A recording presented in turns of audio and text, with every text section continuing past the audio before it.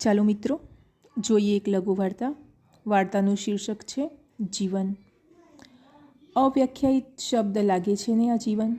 ખરેખર ઘણા લોકો માટે અવ્યાખ્યાયિત છે તો ઘણા લોકો માટે વ્યાખ્યાયિત છે.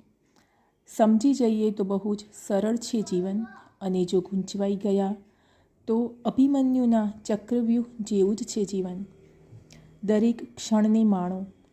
જે ધ્યેય નક્કી કર્યો છે ત્યાં પહોંચવા માટે કરતા સંઘર્ષને માણો. જે મજા મંજિલ સુધી પહોંચવા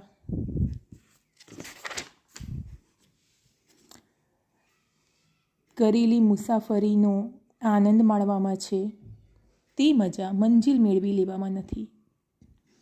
સપનાઓ એવા રાખો કે જેથી તમારી આજની ઊંઘ હરામ ન થાય. જરૂરી નથી દરેકે જે ધાર્યું તે થઈ જ જાય. માટે ના મળે મંજિલ તો નિરાશ ના થાઓ. ત્યાં સુધી પહોંચવા જે મુસાફરી કરી તેના અનુભવો કદી વ્યર્થ નથી જવાના. આટલું યાદ રાખજો. જીવનને માણો, જીવનને મારો નહીં. આભાર.